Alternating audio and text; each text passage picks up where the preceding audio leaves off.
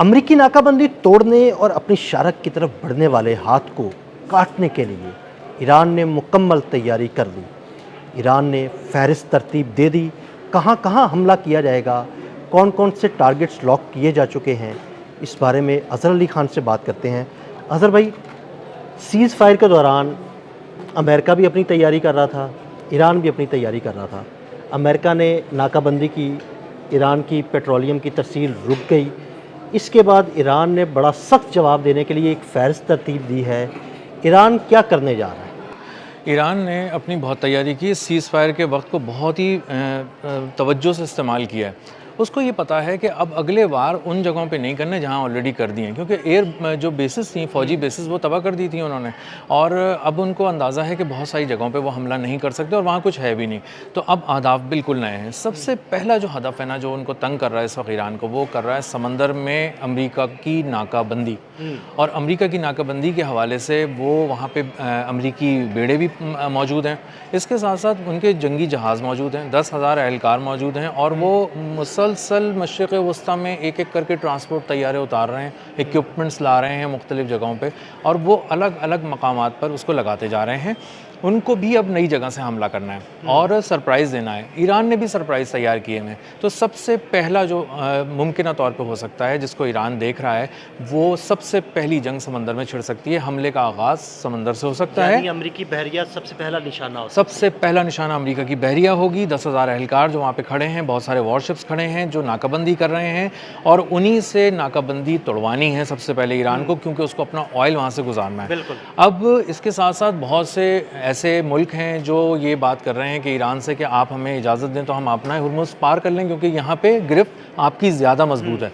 तो उनको भी गुजरवाना है और अमेरिका उन पे हमला ना कर दे, इसलिए वो भी सब क्यू में लगे हैं। 20-20 मिलियन डॉलर देके वो अभी खड़े में। तो वो एक पूरी इनकम स्ट्रीम भी है जो इंतज़ार कर रही है ईरान का। तो ईरान समंदर में नाकाबंदी तोड़ेगा। अब वो किस तरह से आता है, कितने ज़ावियों से आता है, जो डोनाल्ड ट्रंप ने कहा था 17 ज़ावियों से जेराल्ड आर फोर्ट पे हमला किया गया था, तो फ़िज़ाओं में उड़ते उनके ड्रोन्स देखे गए हैं। इसके साथ साथ उनके तैयारे देखे गए हैं, स्पॉट किया उन्होंने, और बताया है, पहली बार अमरीकी मीडिया ने बताया है कि उनकी एयरफोर्स इंटैक्ट है, जो कि अब बताया जा रहा था कि नहीं है। हाँ जी, बिल्कुल तो इंटैक्ट है। वो देख रहे हैं F5 से उन्होंने पूरा जदीद डिफेंस सिस्टम तबाह कर दिया, बिल्कुल कर दिया, और वहाँ तक पहुँचा नहीं जा सकता था, वो पहुँच भी गए, तबाह भी कर दिया, मनूवर भी करते रहे, और उसके बाद वापस भी आ गए खैरियत से अपनी यहाँ पर लैंड किया। तो वो ये शाहकार भी है, मौजज़ा भी है, महारत भी है, सब कुछ इस एक छोटी सी एपिसोड में जो उन्होंने जाके कुवैत के अंदर किया। अब वो अपनी फ़िज़ाइया को भी इस्तेमाल कर सकते हैं छोटे हमलों के लिए। इसके साथ साथ वो ड्रोन के अटैक्स कर सकते हैं समंदर के अंदर बहुत सारी जगहों पे। अब ये तो एक समंदर की बात हो गई। इसके साथ साथ बहुत सारी जो नई जगहें हैं जो ज़मीन पर हैं, यानी कि अब उर्दून का नाम बहुत ज़्यादा आना शुरू हो गया, अब इसराइल का नाम बहुत ज़्यादा आना शुरू हो गया। जो उनका बेन गुरियन एयरपोर्ट है ना, इसका इसराइल का तेल अवीव में, वो वहाँ पे बहुत गैर मामूली सरगर्मियाँ देखी जा रही हैं। एक के बाद एक वहाँ पे ट्रांसपोर्ट तैयारे उतर रहे हैं, F-16 उतर रहे हैं। तो वहाँ से कहा जा रहा है कि हमला होगा। तो बेन गुरियन एयरपोर्ट पे पहले भी हमला किया गया था, इराक से भी किया गया था, ईरान से भी किया गया था, तबाही भी हुई थी, और बहुत शदीद तबाही हुई थी, बहुत गैर मामूली नौइयत की तबाही हुई थी। और अब कहा जा रहा है कि एक दफ़ा फिर बहुत ही शिद्दत से वहाँ पर एक हमला हो सकता है।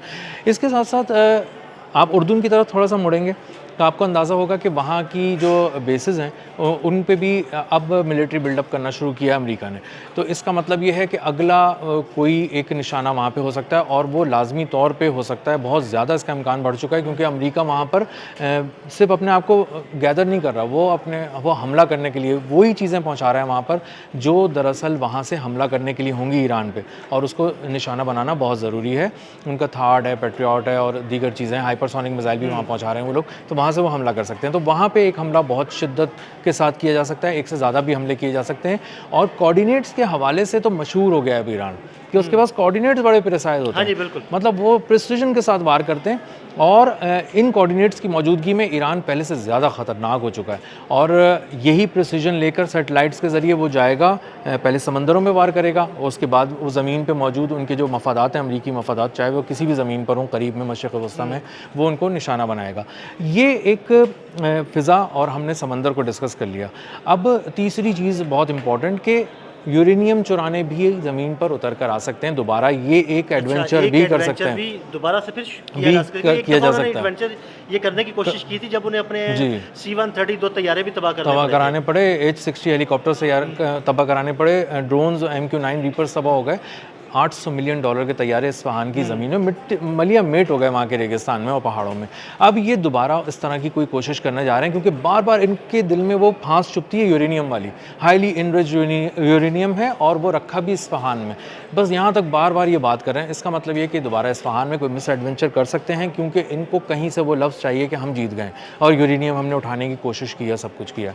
तो वहाँ पे ईरान बहुत चौकन्ना है। तो वहाँ पे इस्फहान का डेजर्ट और उसके पहाड़, जो सहरा और पहाड़, इस वक्त मैदान जंग में किसी भी वक्त तब्दील हो सकते हैं जब भी इन्होंने कोई मिस एडवेंचर किया। तो वहाँ पर ईरान की मुकम्मल तैयारी है। ईरान की बहुत ही गिरफ्त है, इस हद तक गिरफ्त है कि एक मैंने व्लॉग किया था, उसमें मैंने कहा था कि फराजा जो उनकी पुलिस है उसने सबसे पहले इनकाउंटर किया उनके साथ, उनकी अमेरिका की सील्स के साथ, जिनके साथ दुनिया के फ़ौजी नहीं लड़ सकते। फराजा उनकी पुलिस आगे लड़ रही थी और इतनी ज़बरदस्त तरीके से वो लड़ी कि खुद फ़ौजी भी हैरान रह गए, हक्का बक्का हो गए और फ़ौरन ही पासदारान इनकलाब के कमांडोज वहाँ पहुँच गए और उन्होंने उनको ज्वाइन किया और टेक ओवर किया सारी चीज़ों को।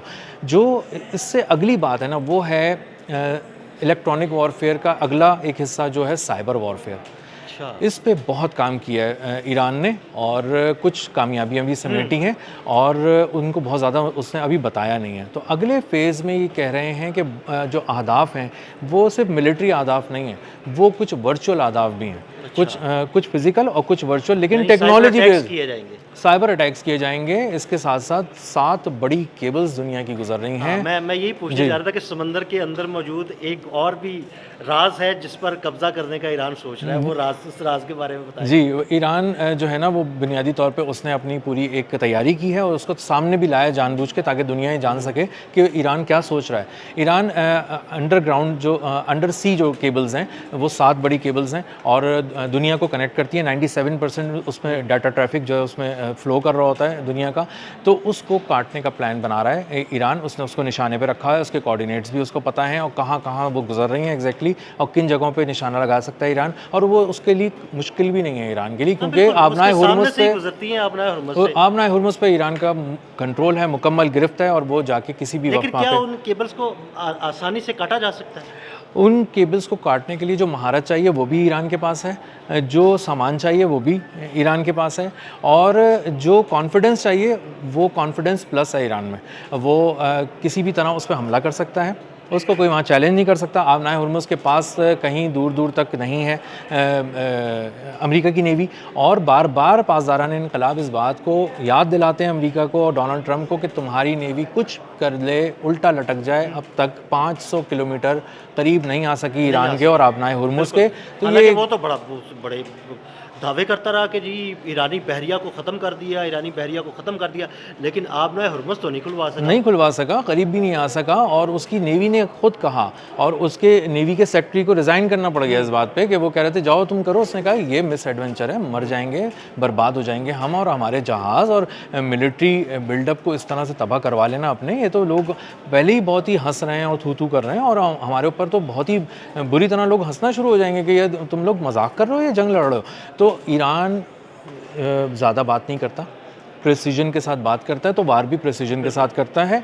उसने अगर कहा है कि वो केबल्स को तबाह कर देगा तो इसका मतलब ये है कर देगा। माजी में जो कहा उसने जो कहा है वो ईरान ने किया है और जो कहा है डोनाल्ड ट्रंप ने वो नहीं किया है। पलट गए हैं कुछ घंटों में, 72 घंटों में, 48 घंटों में डेडलाइंस देते रहें। तो इस वक्त उनके पल्ले कुछ नहीं है अमेरिका के।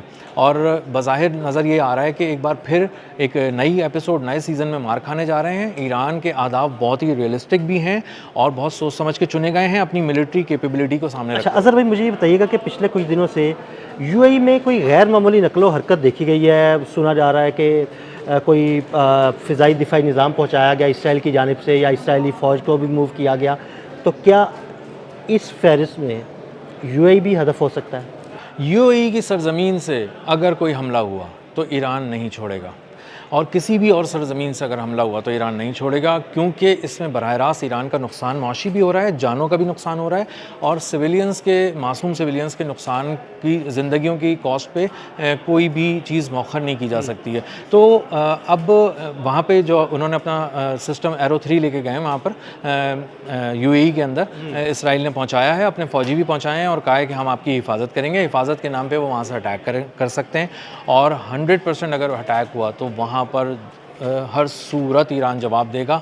और उसके पास पहले भी वो कोऑर्डिनेट्स है यूएई के, जिसमें उसने भरपूर तबाही मचाई। और याद रखें आदिल भाई, उस एआई स्टारगेट डाटा सेंटर को मत भूलें जो 30 अरब डॉलर का है तकरीबन, और वो सबसे बड़ी इन्वेस्टमेंट है यूएई के अंदर। और अगर यूएई में उसको निशाना बनाया, समझे हमने एक छोटा मोटा सा एटमी हमला कर दिया। अजहर भाई, उस डेटा सेंटर के अंदर आखिर ऐसा क्या है कि ईरान ने पूरी नस्लें जमाई हुई हैं उसके ऊपर?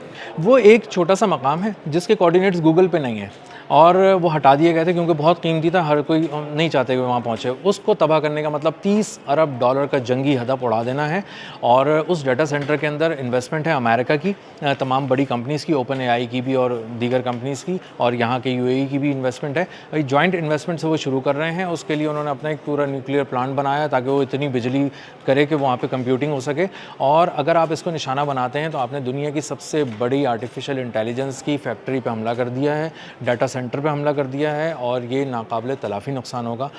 इसको ठीक करते करते एक तो 30-40 अरब डॉलर दोबारा लग जाएंगे, और साल बहुत लग जाएंगे, और आप एक साथ अमेरिका और यूएई को बहुत पीछे फेंक देंगे।